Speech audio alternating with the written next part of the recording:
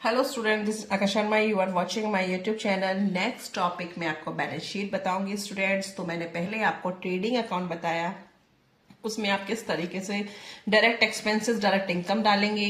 Then P&L profit and loss account, उसमें पहले आप ऑपरेटिंग प्रॉफिट कैलकुलेट करेंगे, then after net profit calculate करेंगे। वो मैंने फॉर्मेट दोनों दे दिए हैं।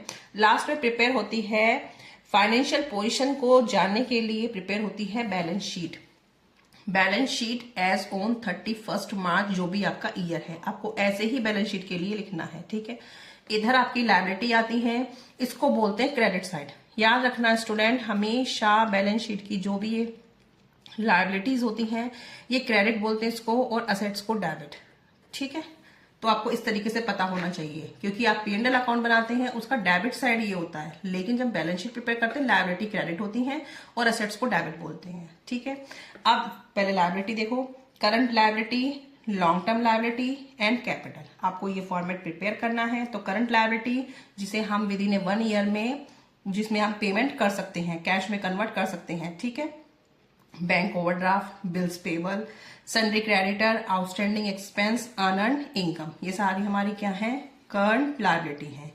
लॉन्ग टर्म लायबिलिटी जो लॉन्ग टर्म के लिए चलेंगी, जो विद इन 1 ईयर से ज्यादा है। ठीक है, लॉन्ग टर्म लोन, कहीं से पैसा लिया है या शेयर इश्यू करे हैं, डिवेंचर्स, लॉन्ग टर्म बोरोइंग, तो ये सब क्या हो जाती हैं, क्योंकि ये 1 साल से ज्यादा चलती हैं तो इन्हें लॉन्ग टर्म लायबिलिटीज बोलते हैं। लॉन्ग टर्म लोन्स के अंदर डिवेंचर्स और लॉन्ग टर्म बोरोइंग सब आ जाता है यही। फिर है कैपिटल। कैपिटल जो भी पार्टनर्स हैं, अभी तो आपका 11th क्लास है तो उसमें सिर्फ कैपिटल दिखाई है। कैपिटल ऐड कर देंगे जो आपने नेट प्रॉफिट निकाला था थ्रू P&L अकाउंट के, लेस कर देंगे कोई ड्राइंग है, इनकम टैक्स भी ड्राइंग की तरह ट्रीट होता है, और लाइफ इंश्योरेंस प्रीमियम भी ड्राइंग की तरह ट्रीट होता है। तो वो तीनों ही ड्राइंग की तरह ट्रीट होंगे तो माइनस हो जाएंगे, और नेट प्रॉफिट क्या हो जाएगा, ऐड हो जाएगा। ठीक है, ये हो जाएगा आपका लायबिलिटी साइड का टोटल। फिर current asset, long term investment, fix asset. ठीक है, तो करंट असेट में क्या है, cash in hand, cash at bank, जिनका विद इन 1 ईयर के अंदर ही क्या है, कैश आ सकता है, आप उसको कैश में कन्वर्ट कर सकते हैं। ठीक है, यहाँ पे कर सकते हैं और यहाँ रिसीव कर सकते हैं कैश को।